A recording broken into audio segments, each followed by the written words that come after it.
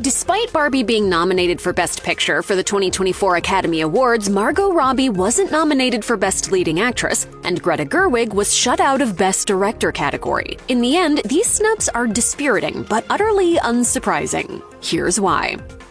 Year after year, the Best Picture race is predominantly occupied by movies helmed by men, white men more often than not, with only a few women breaking through to secure a nomination.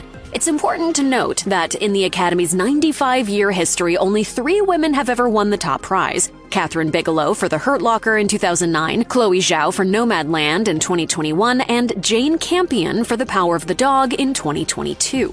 It's also important to say that at the upcoming 96th Oscars, French director Justine Triet is the sole woman recognized in the category, and last year, 0 female directors were nominated. This is an obvious and systemic issue. Greta Gerwig is actually a pretty fascinating example of a woman who frequently receives half-hearted, seemingly insincere honors from the Academy without actual tangible recognition.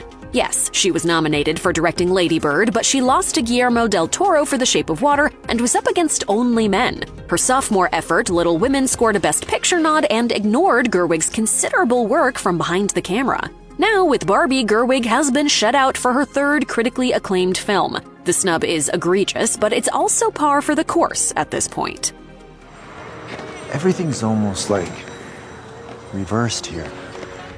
Margot Robbie is technically an Oscar nominee at the 96th Academy Awards, but not for her performance in Barbie. As a producer, she earned a nomination for its inclusion in the Best Picture category. This is, at face value, pretty shocking, especially when you consider that Robbie was perhaps edged out by Carey Mulligan in Bradley Cooper's biopic Maestro, which was met with mixed reviews. Robbie does something fairly spectacular in Barbie, considering that she transforms America's most famous doll into a fully realized character. Robbie's vision of Barbie, aided in no small part by Greta Gerwig's excellent yet unrecognized direction and the script she co-wrote with her partner Noah Baumbach, takes her on a journey that transforms her into a real person. Someone desperate to become the one who imagines instead of being simply an idea. In doing all of this, Robbie commits one of the biggest sins possible in the eyes of the Motion Picture Academy. She's funny.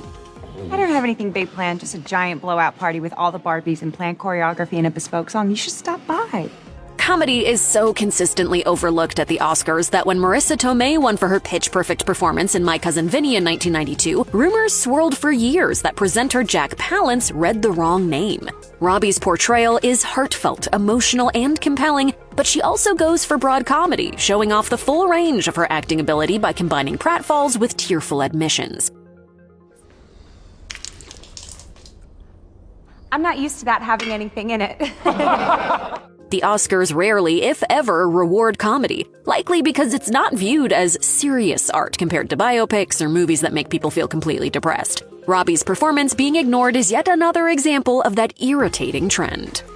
Those excusing Barbie's egregious omissions in Best Director and Leading Actress might point to the fact that the movie broke multiple box office records and made Greta Gerwig the first female director to single-handedly helm a movie that crossed the billion-dollar mark. All of these accomplishments may have hurt its full Oscar potential in the end, though. Blockbusters like comedies were staunchly ignored by the Academy for most of its history, until outcry over Christopher Nolan's universally adored Batman take, The Dark Knight, won a posthumous acting award for Heath Ledger without managing a Best Picture nomination. From 2010 on, the Best Picture category expanded to 10 potential winners, usually tossing a blockbuster into the fray to appease fans and draw a bigger audience for the telecast. Movies like Black Panther, Top Gun Maverick, and Mad Max Fury Road, just to name a few, were never going to win Best Picture, but were nominated to keep complaints to a minimum.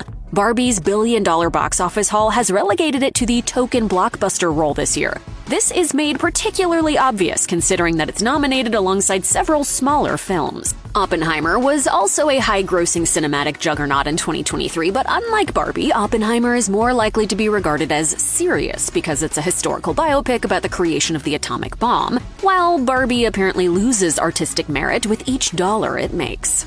Barbie ended up with Best Picture and Best Adapted Screenplay nominations, but it also scored 2 acting nods in the supporting categories. America Ferrera, who plays Mattel employee Gloria and delivers the film's most memorable monologue, earned her first ever Oscar nomination for Supporting Actress. Unsurprisingly, Ryan Gosling ended up with a nomination for Supporting Actor, which is a problem. Gosling's performance is, to be fair, truly excellent. He shines in every single second of the film, committing to his role as the hapless, horse-obsessed Ken with the utmost passion. Horses are just men extenders. His dream ballet, set to the Oscar-nominated original song I'm Just Ken, is certainly one of the movie's standout moments. That said, it's a bit on the nose to nominate Gosling and not Margot Robbie, considering that one of the film's main conflicts is that Ken overthrows the matriarchy of Barbie Land to install a patriarchy and become the society's main character of sorts. Nominating the only standout male character from a movie about the female experience and not the film's lead is frankly insulting, as are the other major Barbie nominations. Unless it pulls a full Argo, its chances of winning Best Picture are utterly insignificant without Greta Gerwig in the Best Director category. Its screenplay nod feels like the Academy giving a small consolation prize to a movie that feels too weird or unworthy to win the big prize. Ultimately, Barbie being overlooked in majorly important categories isn't all that shocking, but it does continue a disturbing, unsettling trend of not taking movies seriously if they're too funny, feminine, or fantastical.